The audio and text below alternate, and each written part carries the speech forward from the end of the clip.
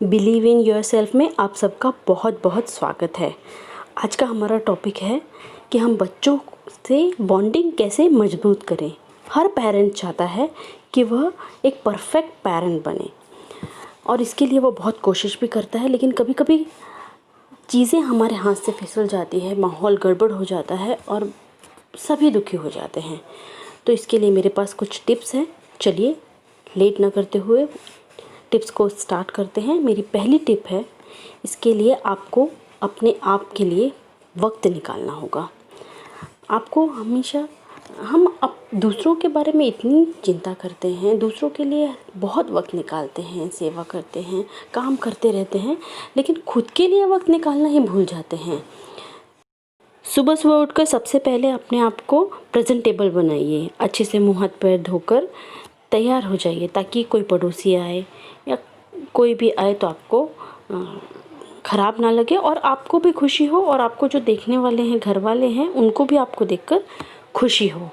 इसके बाद आप मेडिटेशन कर सकते हैं, योगा कर सकते हैं, एक्सरसाइज कर सकते हैं। आपके पास टाइम नहीं है तो एक 5 मिनट निकालिए और जिस भी गुरु को या जिसको भी आप मानते हैं उनको 5 मिनट्स याद करिए।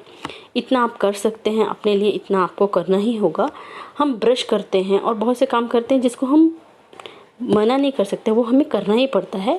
ऐसे ही सोचिए, हमें मेडिटेशन करना ही है, क्योंकि जब तक आप खुश नहीं होंगे मेंटली, फिज़िकली आपको अच्छा नहीं लगेगा, तब तक आप दूसरों को खुशी नहीं दे सकते। तो पहला स्टेप है, आपको अपने लिए वक्त निकालना है और आपको खुश रहना है, बहुत खुश रहना है। सेकंड मेरा स्टेप है कि हमें बच्चों को बहुत डांटना या उनको सज़ा नहीं देना है। पहले ज़माने में ऐसा होता था कि बच्चों को हम सज़ा देते थे तो वो सुन भी लेते थे और कुछ रिप्लाई भी नहीं करते थे, लेकिन आजकल के बच्चे एक तो सज़ा आपकी मानेंगे नहीं, घर का माहौल ख़राब होगा, आपको गुस्सा आएगा, बच्चे को गुस्सा आएगा और हासिल कुछ भी नहीं होना है ये सब करके। और इस समय बच्चे का एनर्जी लेवल बहुत ज़्यादा होता है, उनके भी हार्मोन चेंज होते हैं, तो थोड़ा बहुत चिड़चिड़ापन ये सब होता है। तो हमें उसको कैसे हैंडल करना है। हर बच्चे की कुछ ना कुछ पसंद होती है।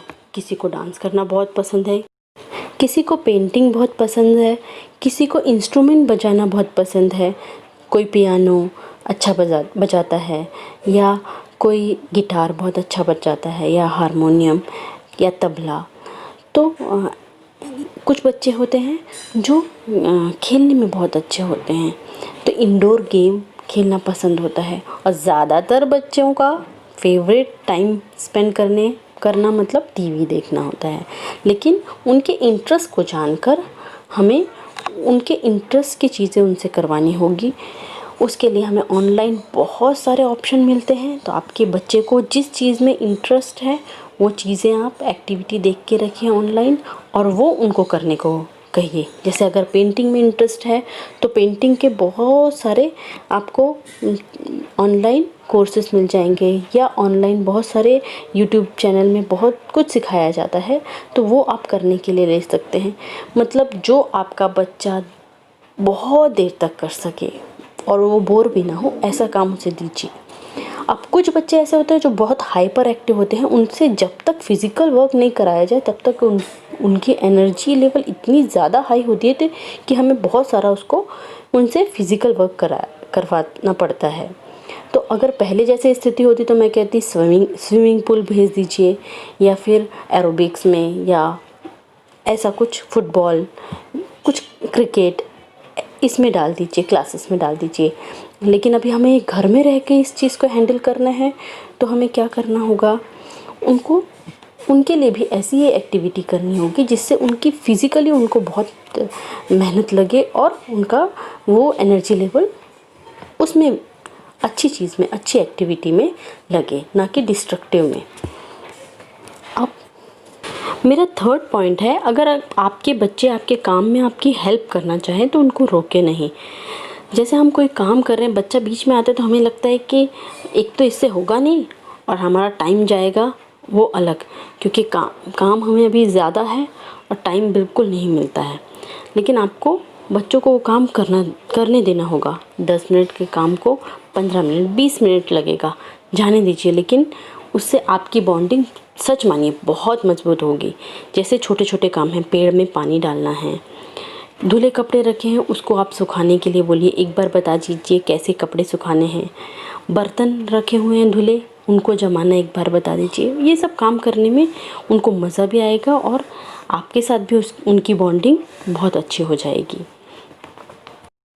ऐसे ही घर की सफाई करते वक्त या कबर्ड को रीअरेंज करते वक्त, बुक को अरेंज करते वक्त आप उनकी मदद ले सकते हैं और उन्हें भी अच्छा लगेगा। जब हम उन्हें इम्पोर्टेंस देते हैं तो बच्चों को बहुत अच्छा लगता है। ऐसे हम कुछ बनाएं साथ में, सिंपल डिशेस, या फिर हम कुछ लड्डू वगैरह बनाते हैं तो उनको अच्छा तो लगता है, साथ साथ में उनके एक्सरसाइज भी होती है, हाथ भी मजबूत होते हैं। ये साइकोलॉजिकल फैक्ट है। मेरा 4th पॉइंट है, कभी अभी लॉकडाउन चल रहा है तो बहुत फ़ोन आते हैं रिश्तेदारों के और कज़न्स के वगैरह, तो हमें कभी भी अपने बच्चों की बुराई उनसे नहीं करनी है, चाहे तो तारीफ़ कर सकते हैं। एक्चुअली मुझे ऐसा लगता था हमेशा से कि मैं अपने बच्चे की बड़ाई किसी के सामने ना करूं, उनको हमारे बच्चों की बड़ाई करनी चाहिए। बट कोई हमारे बच्चों की बड़ाई नहीं करता है, हमें ही अपने बच्चों के बारे में अच्छा बोलना पड़ता है। हम जैसा बोलेंगे तो उनके दिमाग में वैसे ही पिक्चर हमारे बच्चे की बनती है। हमारे बच्चे हैं, हमको उनको सुधारना है, किसी को बता के हम उनको सुधार नहीं सकते हैं। तो उनसे अच्छी बातें अगर बच्चे की हो तो वो कहिए, ज़रूर कहिए।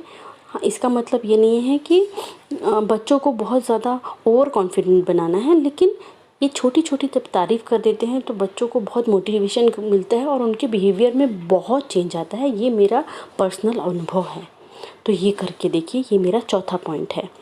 मेरा 5वां पॉइंट है, जब भी बच्चे उठते हैं, उठो उठो, आजकल तो लेट नाइट्स होते हैं, लेट उठते हैं, तो वैसे ही हमें गुस्सा आता है और हम उसी तरीके से उनको उठाते हैं। तो नहीं, 3 झप्पियाँ पप्पियाँ बच्चों के लिए बहुत ज़रूरी है। एक तो सुबह उठते साथ, दोपहर में एक बार कुछ पढ़ाई करने के बाद, और रात में। इनसे भी बहुत बॉन्डिंग हमारी मजबूत भी होती है और ये बहुत ज़रूरी है। ये भी एक साइकोलॉजिकल फैक्ट है, करके देखिए, बहुत फ़र्क पड़ेगा। मेरा 6था टिप है कि अपने बच्चों से टाइम निकाल कर आप उनके बचपन में वो कैसा करते थे, बचपन में ऐसा कि हुआ था, वैसा हुआ था, ये सब बातें जानने की ना बड़े होने तक भी बच्चों को बहुत इंटरेस्ट होता है। तो ये बातें करिए, उनके साथ शेयर करिए, इससे भी आपकी बॉन्डिंग मज़बूत होगी। मेरा 7वां टिप है कि छोटे छोटे अपने घर में नियम बनाइए। जैसे अभी गर्मी बहुत है, हम अक्सर पानी पीना भूल जाते हैं, तो जो भी पानी पिएगा वह दूसरों को थोड़ा थोड़ा पानी पिला देगा। यकीन मानिए, ऐसा करने से पापा तो नहीं करेंगे, बट बच्चे थोड़े दिन बाद हमको खुद पानी लाकर पिलाने लगते हैं। हमें एफ़र्ट लेना पड़ेगा, ये छोटी छोटी बातों का ध्यान रखना पड़ेगा। वैसे ही खाना खाने के बाद अपनी थाली उठा के रखना है और उसको थोड़ा सा वॉश करके रख देना है। ये सब बातें अभी से हमको बच्चों को सिखानी चाहिए। हमारे पास अभी ये सब सिखाने के लिए वक्त है, लॉकडाउन चल रहा है। मेरी 8वीं टिप है, रात को बच्चे जल्दी सोते नहीं हैं, तो उसके लिए भी आपको एक माहौल बनाना पड़ेगा, खाना जल्दी करना पड़ेगा, अपने काम निपटा के बच्चों के साथ आके लेटना पड़ेगा। आप कहेंगे कि बच्चे अपने आप सो जाएं, तो वैसा नहीं होता है, थोड़ा हमें उन्हें वक्त देना पड़ता है। रात में उन्हें मुँह हाथ पैर धोकर नाइट ड्रेस पहनाइए, अगर बहुत छोटे हैं तो, बड़े हैं तो खुद ही पहन लेंगे। उसके बाद लाइट्स कमरे की ऑफ़ करिए, उनके साथ लेटिए, कुछ बातें करिए अच्छी अच्छी, और अगरबत्ती या कुछ रूम फ्रेशनर लगा दीजिए। इसके बाद भी बच्चे को नींद नहीं आ रही है तो उसकी आंखें बंद करने के बाद आप अपने दोनों हाथ पहले उसके आँखों में रखिए, फिर उसके सर पर रखिए, फिर उसके शोल्डर पर रखिए, और ऐसा 2-3 बार रिपीट करिए। उसे बहुत जल्दी ही नींद आ जाएगी। और सोने के पहले उसे शक्कर वाली चीज़ें देना अवॉइड करिए। दूध देना है तो वो भी 1 या 2 घंटे पहले। इसलिए मैंने कहा खाना थोड़ा जल्दी आपको करना होगा, तभी आप दूध दे सकते हैं। बच्चे स्टडी ही नहीं करते, तो मेरी 9 टिप इसी प्रॉब्लम का सॉल्यूशन है। बच्चे स्टडी नहीं करते क्योंकि उनको समझ ही नहीं आता है कि वो कहाँ से शुरू करें पढ़ना। तो आपको ये देखना होगा और उनको बताना होगा, पहले थोड़ा सा रीड करना होगा, क्योंकि हमारे ज़माने की पढ़ाई और आजकल की पढ़ाई में बहुत अंतर है। यदि आपको आता है तो उसको छोटे छोटे पार्ट में बांटिए। बच्चों को ज़्यादा से ज़्यादा 40 मिनट्स आप बैठा के रख सकते हैं, कोई चीज़ में पढ़ा सकते हैं। 40 मिनट्स के बाद आपको उनको 10 मिनट्स का एक ब्रेक देना होगा, क्योंकि 40 मिनट्स तक, या बहुत छोटे बच्चे हैं तो वो तो हाफ़ एन आवर तक ही बैठेंगे। फिर आप एक 5-10 मिनट्स का ब्रेक दीजिए और फिर उनको कुछ पढ़ाइए। और जो भी पढ़ाना है उसको पार्ट पार्ट में डिवाइड करके छोटे छोटे में उसके बाद पढ़ाइए और उसको रिवाइज़ करवाते जाइए। आजकल यूट्यूब में बहुत सारे चैनल हैं, अगर आपके कुछ नहीं आता है या कुछ आप देखना चाहते हैं तो उसमें आप देख सकते हैं। मेरी 10th टिप है बच्चों को अपने विश्वास में लेना। इसके लिए हमें क्या करना होगा, उनकी बातों को इम्पोर्टेंस दें। जब वो बोलें, कभी कभी हमें बहुत बोरिंग लगता है, लेकिन उनकी बातें ध्यान से सुनें, उनकी बातों को इम्पोर्टेंस दें, उनको रिप्लाई करें और एक फ्रेंडली एटमॉस्फेयर बनाएं। कभी कभी हमें लगता है ये बिल्कुल गलत बोल रहे हैं, गलत कर रहे हैं और डांटने का मन होता है, लेकिन उनको ऐसा बोलिए कि हाँ, जब हम तुम्हारी उम्र पे थे तो हमें भी ऐसा लगता था कि हमें ऐसा करना चाहिए, लेकिन जब हम ऐसा करेंगे तो उसके साइड इफ़ेक्ट क्या होंगे, उससे क्या हमें प्रॉब्लम होगी, वो उन्हें बताइए। और मन तो करता है ऐसा करने का, लेकिन हमें ऐसा नहीं करना चाहिए, क्योंकि आगे जाके इसके बहुत सारे दुष्परिणाम होते हैं। ऐसा बोलकर उन्हें समझाइए। बच्चे ज़रूर समझते हैं ये सब बातें। एकदम फ्रेंडली रहिए। मेरी भी बेटी है और वो कहती है कि ज़्यादातर मेरे फ्रेंड्स लोग अपनी मम्मी से कुछ बात शेयर ही नहीं करते, मम्मी मुझे तो आपसे डर ही नहीं लगता है। तो हर बात वो मेरे साथ शेयर करती है और मैं जो अच्छा है उसको वो भी बताती हूँ और जो वो करने से बुरा है वो भी बताती हूँ। तो हमारे बीच में बहुत तालमेल बैठा हुआ है। मुझे उम्मीद है ऐसा ही तालमेल आप सबके बच्चों के साथ आपका भी बैठेगा और आप लोग बच्चों के साथ बॉन्डिंग आप लोगों की बहुत मजबूत होगी। इसी विश्वास के साथ मैं ये वीडियो समाप्त करती हूँ और best of luck for all of you. Happy parenting. अगर मेरी ये वीडियो आप लोगों को पसंद आई हो तो कमेंट कीजिए और लाइक शेयर करना बिल्कुल मत भूलिए और सब्सक्राइब करिए और बेल आइकन को दबाइए ऐसी ही अच्छी वीडियो के लिए।